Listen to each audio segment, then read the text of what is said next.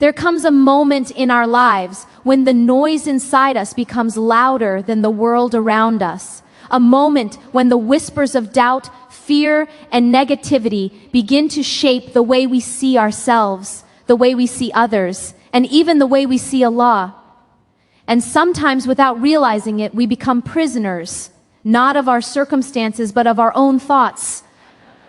But Allah did not create the mind to be a battlefield of despair. He created it as a place of recognition of His mercy, His power, and His nearness. When the thoughts inside us turn dark, it's not a sign that we are broken. It's a sign that we are being called back to the one who illuminates every darkness. Today, I want to remind you of something simple, yet transformative. You are not your negative thoughts. They are clouds passing through the sky of your heart. And just as clouds never stay, neither do the storms within you. Allah tells us in the Quran, verily, with hardship comes ease, not after hardship, with it. Meaning, even within your darkest moment, Allah has already placed a light. Stopping negative thinking is not about pretending everything is perfect. It's about learning to see reality through the lens of tawakkul. Trust in the one who never abandons you. It's about shifting from why is this happening to me to what is Allah teaching me through this? And when the heart begins to see through that lens, something miraculous happens. The same thoughts that once crushed you become the very thoughts that strengthen you. When a person begins to look inward, they often discover that the greatest battles are not the ones fought outside, but the ones that unfold silently within the heart. Every day, thoughts pass through the mind like clouds drifting across the sky, some light and gentle, others heavy and dark. And while these thoughts may seem harmless at first, they can shape the way we feel, the way we act, and the way we see Allah. The truth is that negative thinking does not begin as a thunderstorm. It begins as a whisper that says, you're not good enough, your life isn't meaningful, your future is hopeless, and your past is unforgivable. A whisper that grows louder when we give it attention, until it becomes a voice that colors everything in shades of fear and despair. But the mercy of Allah is far greater than the storms of the mind, and part of spiritual growth is learning how to change the lens through which we see the world, because often it is not the situation itself that breaks us, but the meaning we attach to it through the thoughts we allow to take root. The lens of negativity is a lens that magnifies every flaw, every failure, every uncertainty. It convinces us that the worst possibilities are the most likely ones, that every delay is a punishment, that every difficulty is a sign of abandonment. Yet Allah has told us again and again that He is near, that He is merciful, that He is with those who turn to Him. Still, the mind can become a prison when we forget who holds control over everything. Learning to stop negative thinking is not about forcing positivity or pretending hardship does not exist. It is about returning to the truth of who Allah is, the truth of what this life means, and the truth of our own purpose. It is about reclaiming the heart from the fears that do not belong there and giving it back to the one who created it. Every thought we have creates a pathway in the mind. If a person repeatedly thinks in a negative pattern, the mind becomes trained to expect disappointment before anything even happens. It becomes trained to assume the worst, to anticipate loss, to fear change. But Allah did not design the believer to live with a heart constantly trembling at the thought of what might go wrong. He designed the believer to walk through life with reliance, with serenity, with the certainty that nothing destined for them will ever miss them, and that nothing that misses them was ever meant for them. The Quran reminds us that Allah does not burden any soul beyond what it can bear, and yet the mind often creates burdens that Allah never placed upon us. A situation may be neutral, but the thoughts we attach to it can make it feel impossible. What matters is not only what happens to us, but how we choose to interpret it. This is why reframing our thoughts through the lens of faith is essential. When the mind begins to spiral into negative thinking, the heart needs reminders rooted in divine truth. For example, when a person thinks, "I will never change," the lens of faith responds with, "Allah is capable of transforming any heart." When the mind says, "My life is falling apart," the believer's lens answers, "Sometimes things fall apart, so Allah can rebuild them in better ways." When the mind fears, I am alone in this, the Quran responds, indeed, I am with you. When a person internalizes these truths, the entire emotional landscape begins to shift. Negative thinking takes hold when we allow the self to narrate the story of our life without involving Allah. The nafs seeks comfort, predictability, and control. When life does not conform to these desires, the mind reacts with panic, blame, or hopelessness. But the believer understands that life is not meant to be predictable. It is meant to be a journey of returning to Allah, and every twist and turn is a part of that journey. Changing how we think requires us to surrender the illusion of control and embrace the reality of divine wisdom. Sometimes what we call a setback is actually a hidden mercy. Sometimes what we call a delay is protection. Sometimes what we call loss is the removal of something that would have harmed us. When a person believes that Allah is the author of their story, they no longer fear the unknown because they trust the one who writes every chapter. The inner lens is transformed not by denying emotions, but by understanding them. Islam teaches us not to suppress our feelings, but to guide them back to Allah. The Prophet experienced sadness, grief, and pain, yet he never allowed despair to take root in his heart. He taught us that feeling heavy is human, but losing hope is not an option for the believer. Negative thinking becomes dangerous when it convinces a person that their hardships are meaningless or that their struggles will never ease. However, Allah promises that with hardship comes ease, not after with. This means that even within the difficulty, there are seeds of goodness, lessons, growth, and mercy. A believer is someone who searches for these seeds and nurtures them. Reframing thoughts also requires awareness. Many people do not realize how often their thoughts follow the same negative patterns or how quickly they jump to catastrophic conclusions. A small mistake becomes, I am a failure. A delay becomes, nothing ever works out for me. A difficult day becomes, my entire life is falling apart. These sweeping generalizations become mental habits, and mental habits become emotional states. But Islam invites us to pause, reflect, and question the narratives we create. It teaches us to say, Hasbunallahu wa ni'mal wakeel. Allah is enough for me, and He is the best disposer of affairs. When fear arises, it teaches us that dhikr can calm the heart because it brings the mind back to the presence of the most merciful. Mindfulness in Islam is not merely a psychological practice, it is an act of worship. By bringing awareness to our thoughts, we bring awareness to our relationship with Allah. Consider a person who wakes up feeling overwhelmed by the tasks ahead. The negative mind immediately says, I won't be able to handle this. But the lens of faith responds, Allah will give me the strength for what is written for me today. Consider someone who faces rejection. The negative lens says, this means I'm not worthy. The believer's lens says, perhaps Allah is redirecting me to something better. Consider someone who has sinned. The negative mind whispers, you can never return to Allah. But the believer's lens responds, Allah's mercy is greater than any sin. These shifts in interpretation are not small. They change the entire direction of a person's spiritual journey. Learning to stop negative thinking also involves recognizing that Shaitan uses thoughts as one of his most effective tools. The Quran describes him as a whisperer who makes the false appear real and the real appear distant. His goal is not to harm your circumstances, but to harm your perception of them.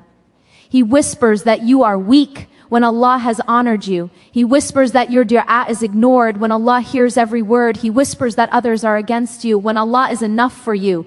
When a person becomes conscious of this, they no longer accept every thought that enters their mind. They begin to filter their thoughts through the remembrance of Allah. They begin to question the source of the thoughts that pull them away from peace.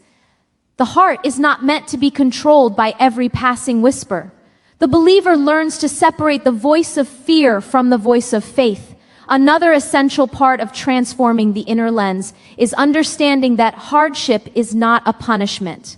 Many people fall into negative thinking because they interpret every trial as a sign that Allah is displeased with them. But the most beloved people to Allah experienced the greatest hardships. Their difficulties were not signs of rejection, but signs of elevation. When a believer reframes hardship as an opportunity for purification, growth, and closeness to Allah, the mind shifts from anxiously resisting life to gracefully accepting it. Acceptance is not passive, it is a deep recognition that Allah's plan is wiser than our desires. People often ask how to practically change their thinking patterns. The answer lies in consistent internal dialogue grounded in truth. When negative thoughts arise, they must be met with counter thoughts rooted in Iman. For example, when the mind says, "I can't handle this," respond with, "Allah will not burden me beyond my capacity." When the mind says, "My future is bleak," respond with, "My Lord is capable of creating miracles at every moment."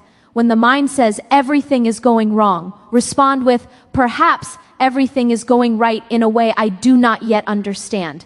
This practice is not about ignoring reality, but about viewing reality through the light of divine wisdom. The Prophet taught us that optimism is part of faith. Not blind optimism, but the type of optimism that comes from knowing Allah. A believer is not someone who denies the existence of hardship. A believer is someone who believes in the one who has power over every hardship.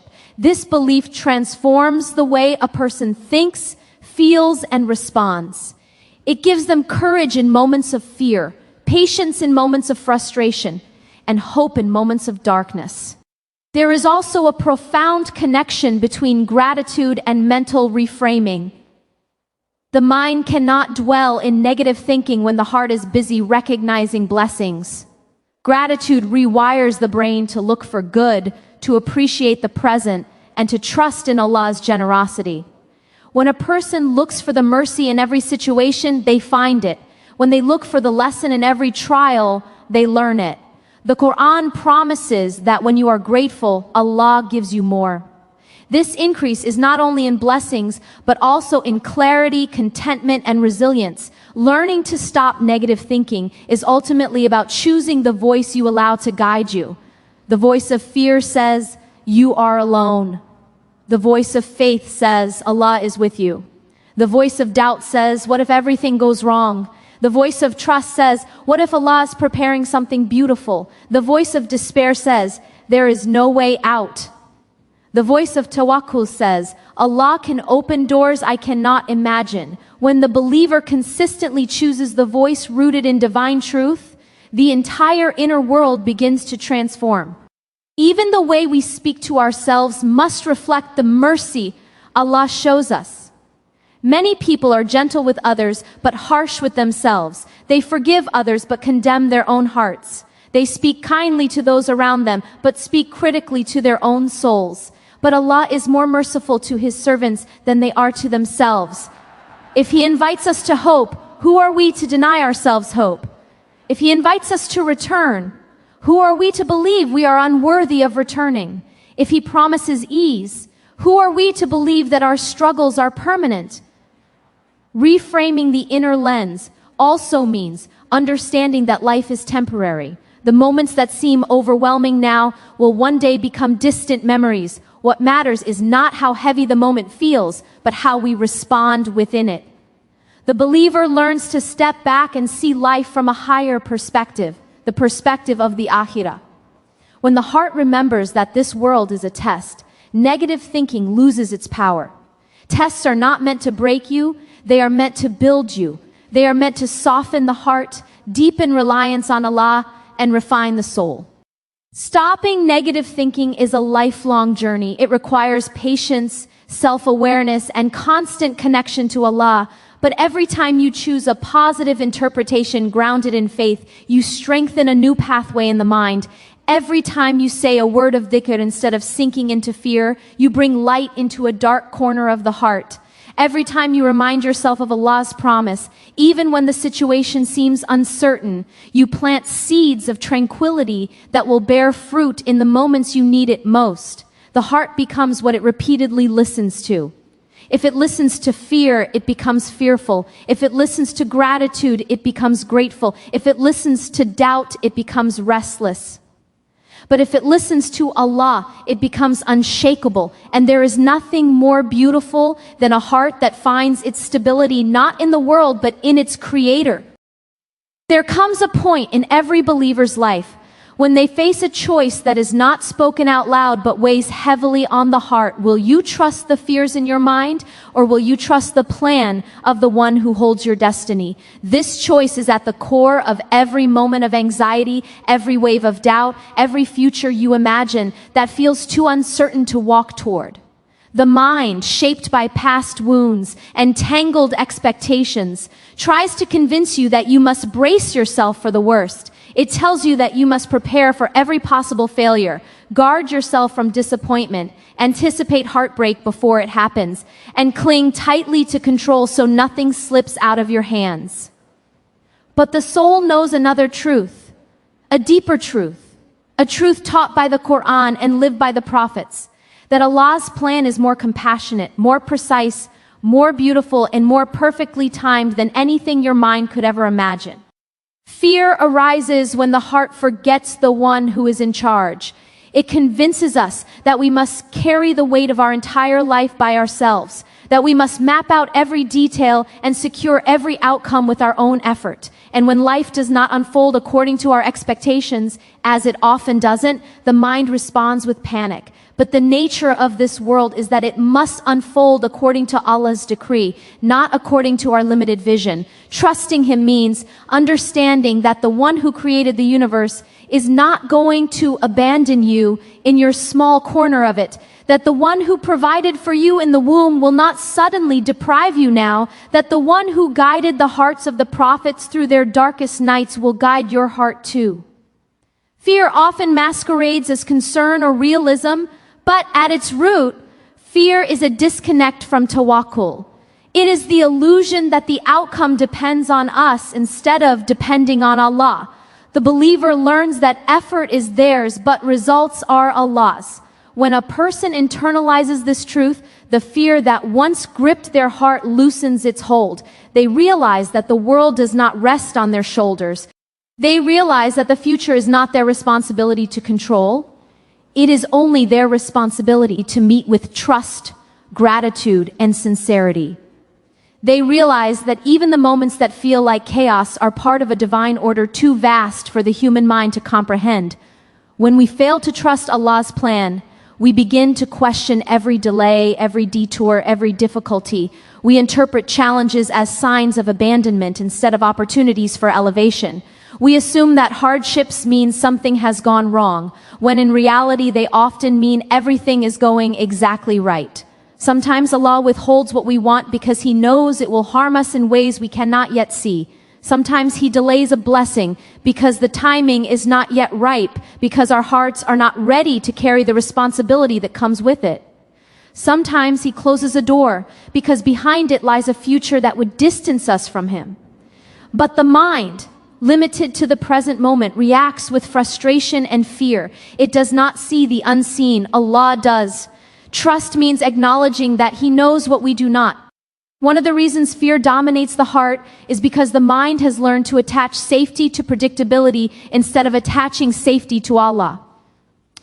When life becomes uncertain, the mind panics because it feels unprotected, but the believer's protection does not lie in knowing the future. It lies in knowing the one who writes it.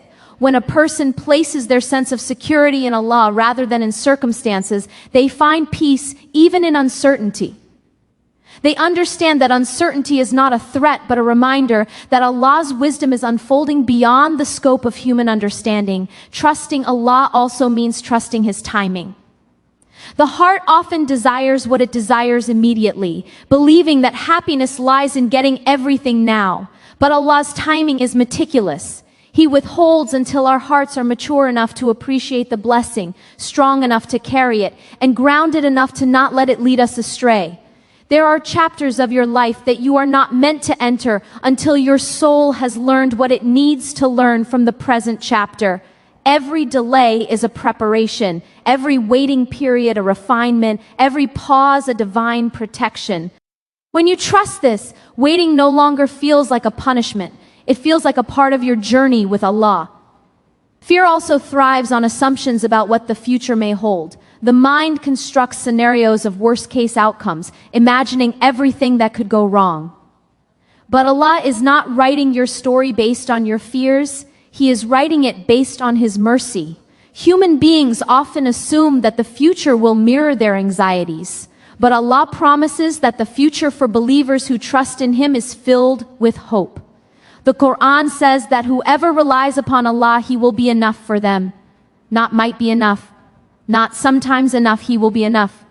A believer who truly understands this verse walks through life with a heart that cannot be defeated by fear, because they know that Allah is sufficient for every need, every loss, every uncertainty, and every moment of vulnerability.